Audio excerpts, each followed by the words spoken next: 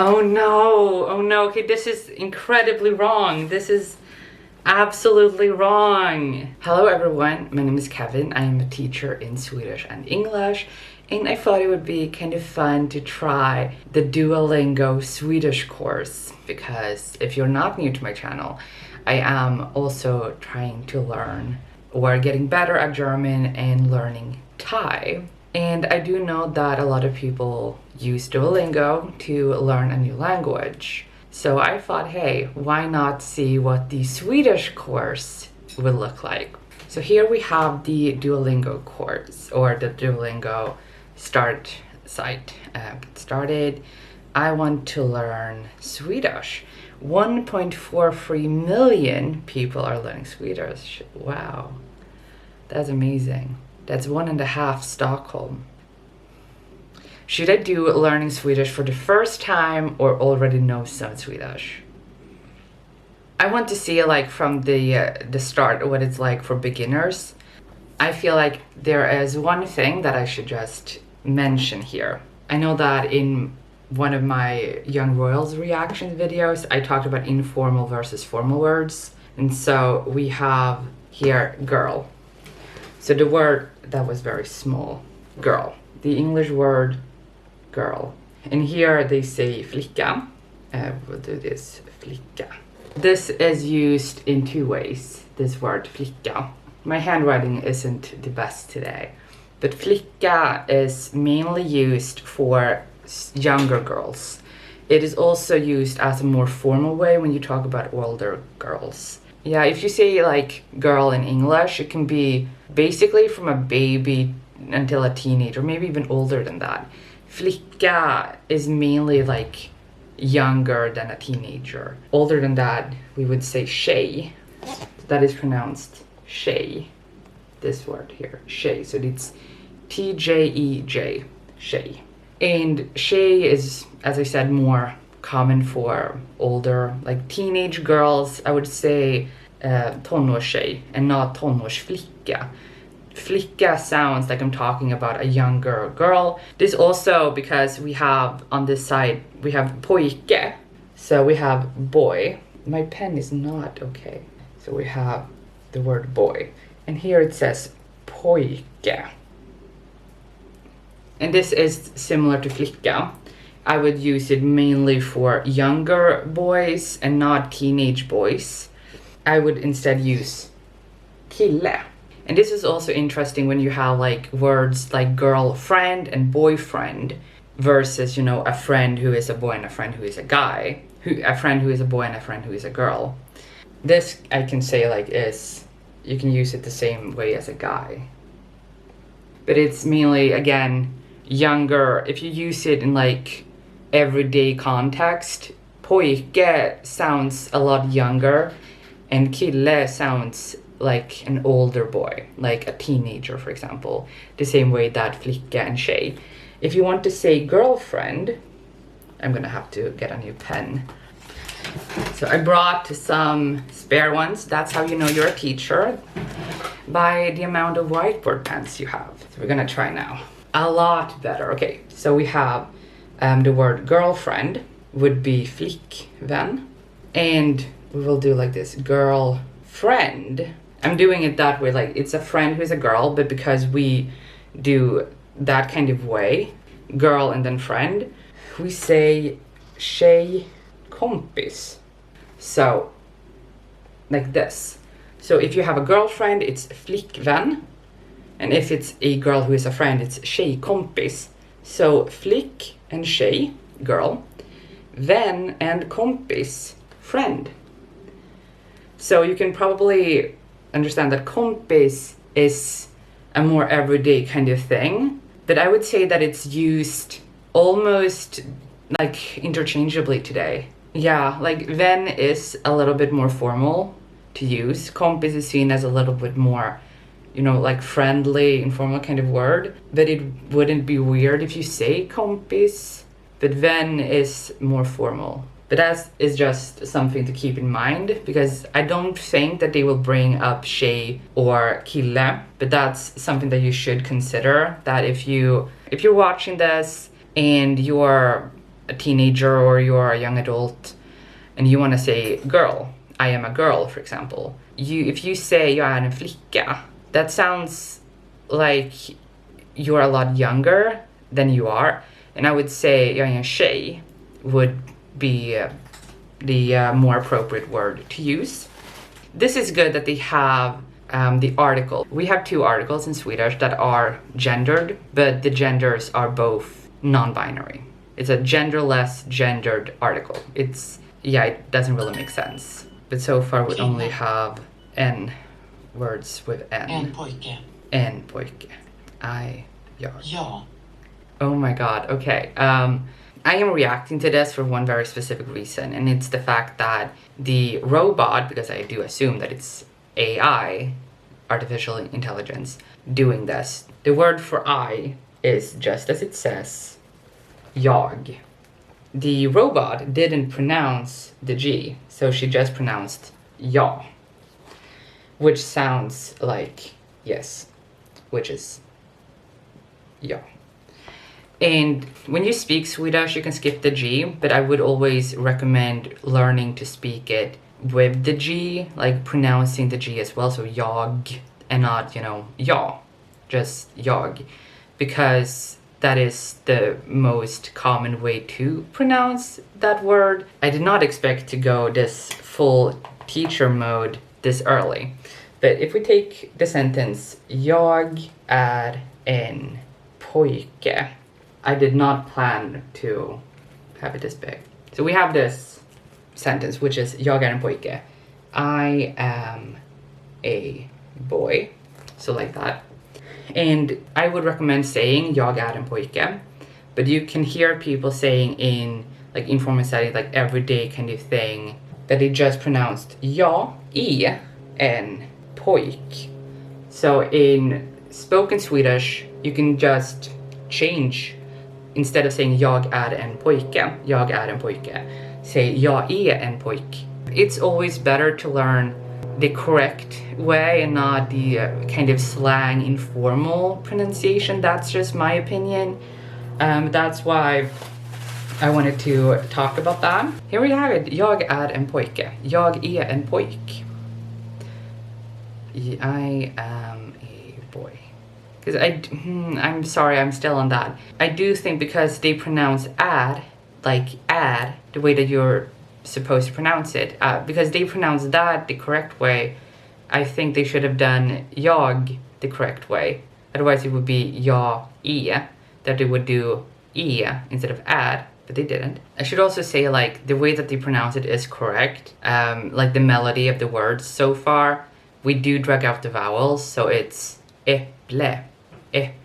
And in English you have like apple. You say that word in a very short time, apple. And if I would say like the English word apple in a Swedish way, I would say apple. I would drag it out if I would do like with a Swedish accent, because we drag out vowels in a different way than many other languages do. I know that some other Nordic languages do it, like Norwegian, not Danish, or Finnish I think also does it. Och.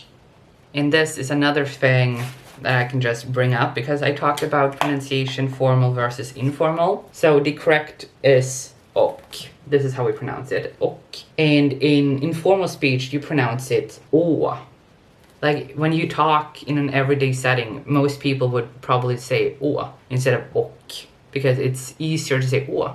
The same way that we rather say instead of ad. This is so important and very tricky for beginners and for people who have learned Swedish for a long time, because there is no rule between when is it ett and when is it en. So I do really love that they did this, because as I said, it's incredibly difficult to remember. You have to really been with the language for a very long time, like reading a lot, listening a lot, until it feels natural which word you should use. I know that my grandpa, he came to Sweden as a teenager. He had very difficult time with the articles, because it's like you don't know which it is unless you've spoken Swedish for a very, very long time. Like he lived in Sweden for 60 years before he died, and he still mixed them up. It is very difficult. And as I said, there is no there is no rule or anything like when it comes to the articles in Swedish. You just have to hear the word and know which one it is. There's another thing. This is like, I hope that you're watching this video because you're curious about Swedish. So I don't feel bad doing a lot of like explanations and stuff. So I hope that's okay. But we have the word äpple, and I think because it's doing articles, it's ett äpple. I can't tell you why it's ett äpple, but something that happens when this is, in this case, an apple. And what we do in Swedish, so it's ett äpple, an apple. If you want to say the apple, I will do like this instead. If we want to say the apple, this article ends up here, there, and becomes äpplet. I always like, when you write ä, you can do 2 dots or do 1 line. I usually do 1 line. I should do the dots. So we do äpplet. So 1 P is erased, but the article in front ends up at the end. So if you know it's what the word is in the form, then you know what the article is in front. And the other article is en. I'm going to take a short word, en bok. So we have en bok, and the book is boken. And the interesting thing here with the article en and this becoming boken is that you can actually say äpplen. But the thing is, if you do äpplen, if you put this article at the end of this word, which has the article ett, this is instead plural. So this means now apples. I'm going to do plural things now. So we had äpplen, and this word is, the article is ett, and this is plural form. And we're gonna do boll, ar, because it's en. We can do another one as well, another ett. We can do tak, meaning roof or ceiling, both outside the house and inside the house. So they get, in plural, they have this. And that can confuse a lot of people, that you look at this suffix and think, oh, so it's en äpple when it's ett äpple. That's why I kind of wanted to bring this up. And when it's en, it usually almost all the time ends with r. Even if it's a or e or o, it is almost all the time ending with r. So that's something to look out for as well. Mannen äter bröd. So this is what I just said, like the man, mannen, en man, mannen. And in this case, if it would be plural, it would be men. Pronounced the same. Like this word is very easy when you learn Swedish if you speak English, because English man, Swedish man, English men, Swedish men. I don't know why they split the verb into I am drinking, he is eating, because you could just say I drink, I eat, because we just have dricker. You could have dricker. And they don't even do it here. They just do am drinking, are drinking, is drinking. You could have just done drinks or drink. I think that is more confusing. Just in my opinion, I think it's more confusing to separate it into am, are, and is in front of drinking. You could have just done I drink, he, she, it drinks. Like here, you have 2 words in Swedish, becomes 4 words in English, one of which is unnecessary. Okay, then we go on to basics. Now, basics number 2, a newspaper, en tidning. En tidning. Yeah, that is accurate. Tidning. Something that we like to do in Swedish is take out consonants. Sometimes in the middle of a word, and usually at the end of the word. We really like erasing the last consonant. And in this case, it's tidning and not tidning. But you can do both, tidning, tidning. Doesn't really matter in this case. It's a lot more common to say tidning, tidning, instead of like the difference between jag and ja. And ja is common, but I wouldn't say that it's more common than jag. Now we're entering something that a lot of Swedes, like this is one of the, like, yeah, I'm going to go into this because this is something that Swedish people make like a lot of errors with. It's completely like there's nothing wrong with the sentence. I just want to go into this. So the word is de, which means they, and it's pronounced dom. This is any setting. Formal, informal, you usually 90% of the time say dom when you write the, and this means they. And then you have this word, which is also pronounced dom, and this is them. I think this is easier for English speakers to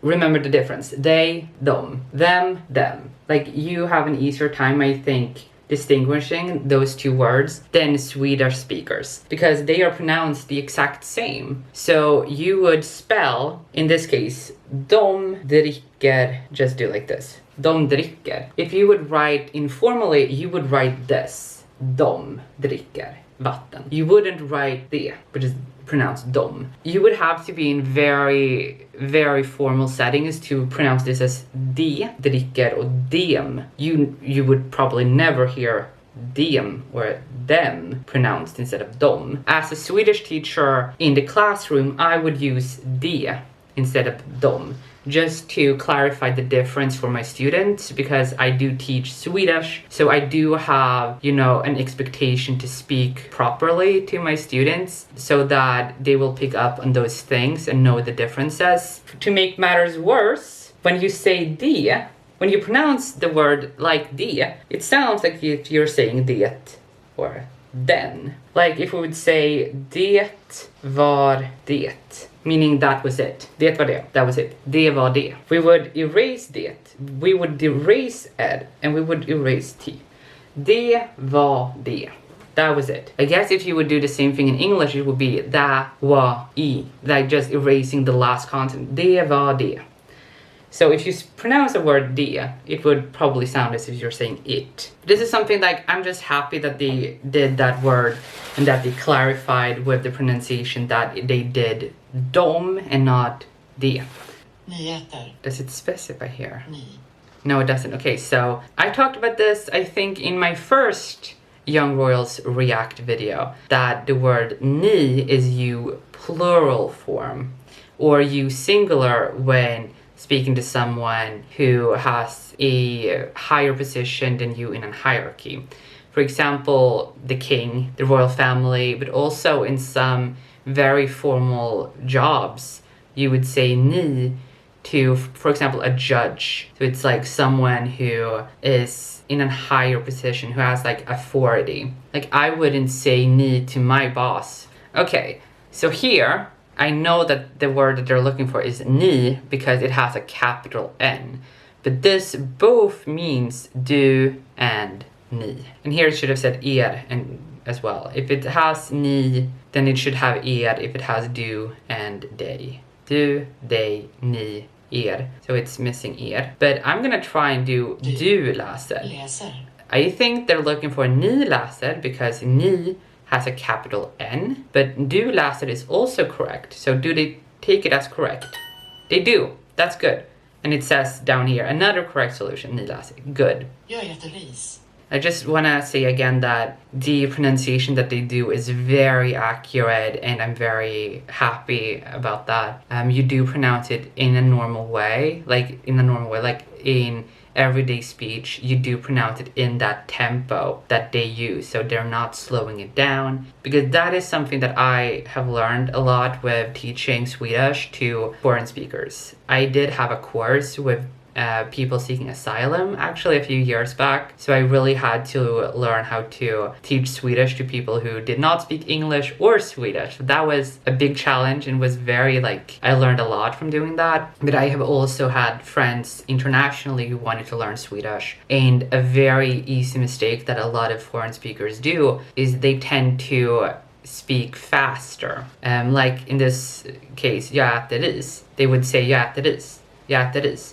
They would take it and make it short and say it in a quicker way, because in a lot of languages, that's what you do. You speak in a very short way, and you sound weird if you would drag it out. But in Swedish, you drag it out. You can even over-enunciate it and it will sound better. So, jag äter ris. You can say jag äter ris. it would still sound a lot better than jag äter is. That is too short and too fast, and it's jag äter is. Drag it out. Drag out the vowels, drag out the words. It will sound a lot better. Like if I would do the sentence in English just to show you how it's done in Swedish, how it's pronounced in Swedish. So I am eating rice. I am eating rice, you know, like that's the length of the sound. I am eating rice. And it's in Swedish, I am eating rice. I am eating rice. That is how I would pronounce it with the tempo and melody of Swedish. I know that a lot of foreign speakers, a lot of learners of Swedish find uncomfortable because I do know that there is this kind of stigma, I guess, that it sounds as if you're a foreign speaker when you make it like over enunciated, when you actually sound better in Swedish when you do that. Like I had a friend who said for the word äter, would pronounce it äter, because, you know, like eat. With the Swedish accent for the word eat would be eat. And that's how we say it in Swedish, like we drag it up, äter. I'm not over enunciating that. That's like äter, not äter. Like we don't do that. We say äter. Drag it out. Like if you want to learn Swedish, do it to the point that you feel stupid for how long you make the words. It will sound better than making them short. En smörgås. I'm gonna bring up the more common word, which is en macka. Sandwich, smörgås, macka, the same word. This is more common than smörgås. More people would use macka because it is quicker to say, it's an easier word. It has the thing that I mentioned in my first reaction to Young Royals, that we do find it easier to pronounce two syllables with a double consonant sound in the middle, which is macka. So macka is the more common one. They mean the exact same thing. So then let's move on to phrases. Nej. No. Hej då. Nej. Hej då. Hej då.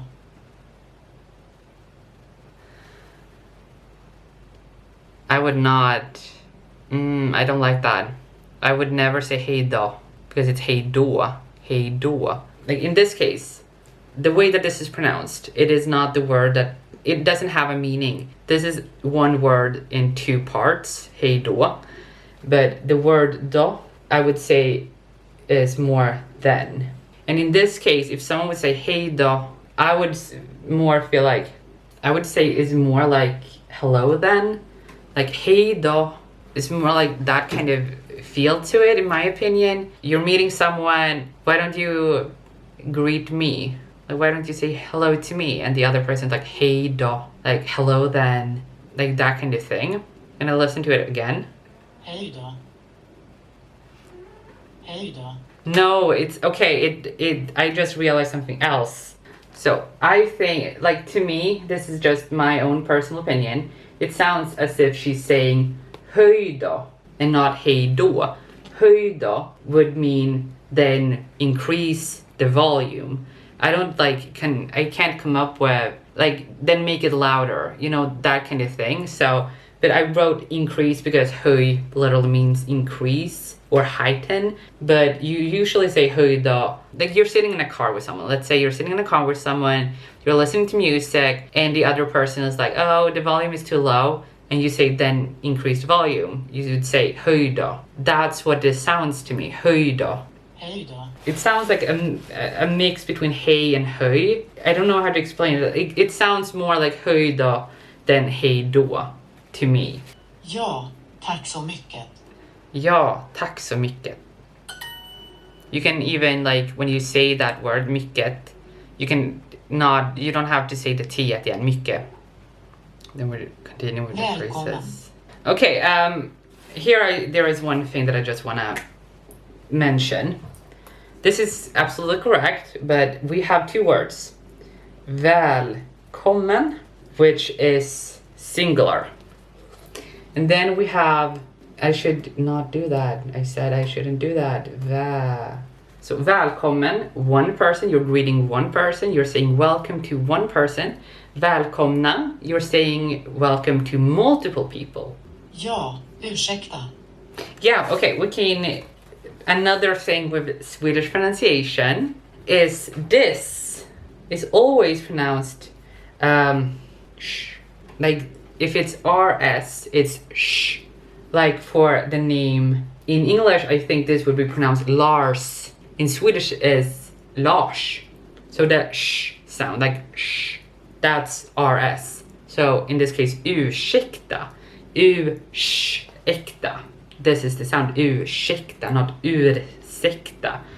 RS, sh. Nej, snälla.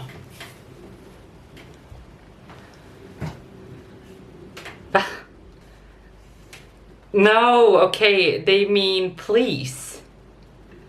Snälla. Snälla. Oh no, okay, this is incredibly wrong. This is absolutely wrong. Nej, snälla. This is, no.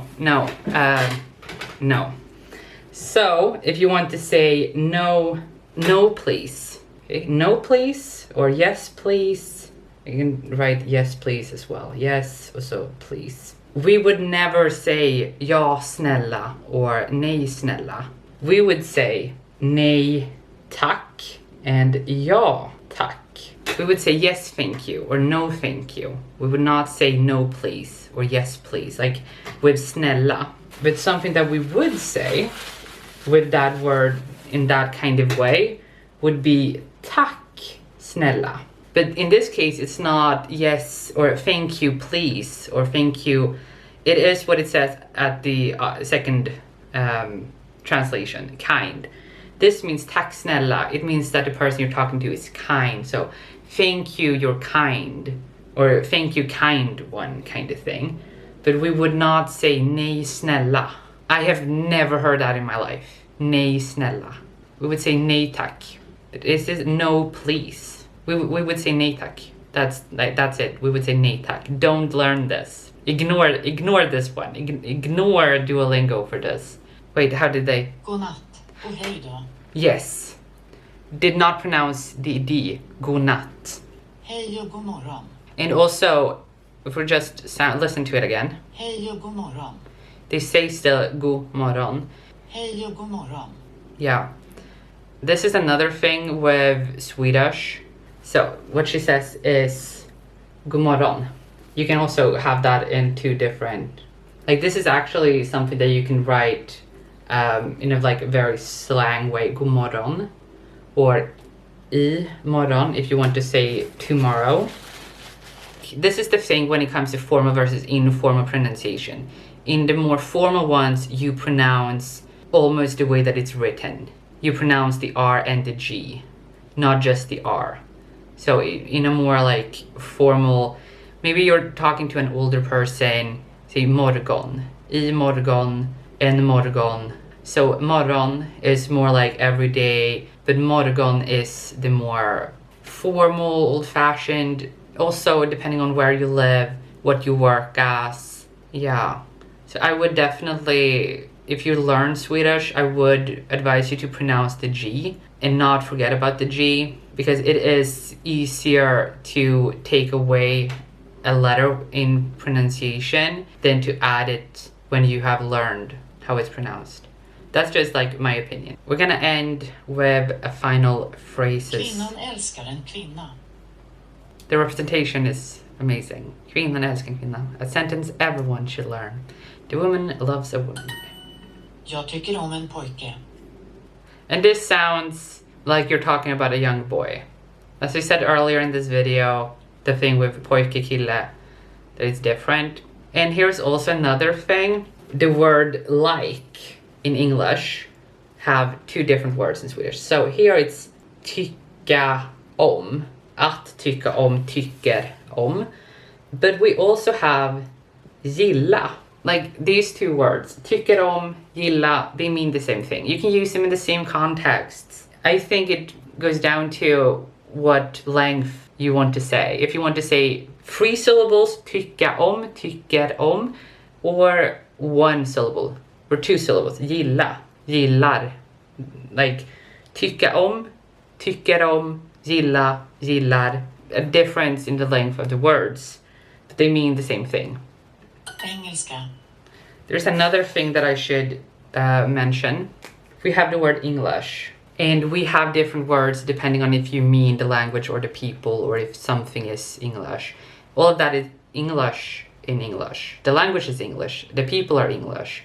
Things from England are English. And this that they have is engelska, that they wrote in Duolingo. Engelska, that is the language, is engelska. A person is engelska if it's a woman. A woman who is from England can be called engelsk or engelska. It is very uncommon today to use this when speaking about a woman from that country. Usually you just say engelsk. And it's old-fashioned to use the A at the end. But it's used sometimes, but then it's important to know that it's not the language, it's a woman from that country. But usually engelska, the language. If I want to say that someone is English, I would say engelsk. You are English, du är engelsk. But in this case, it could be an item is engelsk. Det är en engelsk båt. It is an English boat. So this would be English that something or someone has is from England, or is in some way related to England. Like I am Swedish, jag är svensk. I speak Swedish, jag pratar svenska. So there's a difference there. Then before we end this video, there is one thing that I expected them to bring up that they didn't bring up, which is pronouns. So in English, he, she, han, hon, they brought up those pronouns. They didn't bring up the fact that we have a gender neutral pronoun in Swedish, which is hen. And that is a gender neutral first person pronoun. So if a person is non-binary, they use this pronoun because it's a gender neutral pronoun. It was added, I think, around 10 years ago, officially. But hen is, as I said, a gender neutral non-binary first person pronoun. It can be that you're talking about a person you haven't met yet, then you can say hen. You can say like, what does the person look like? Hur ser hen ut? You don't know if it's a girl or a boy, a man or a woman. So instead of assuming that it's han or hon, that it's a he or a she, you say hen. And that also, of course, goes for people who are non-binary in Swedish. You can say hen. Well, okay, so that was me attempting Duolingo. I had a lot of things to discuss with all of you. And let me know if you want a part 2 where I continue doing these kind of lessons in Duolingo. There are a few things that bothered me, as you saw. A few things that I found questionable, and a lot of things that I thought, great job, Duolingo. So that's it for this video. If you enjoyed this, please leave a like, comment down below, and subscribe if you haven't. And I will see you next time. Goodbye!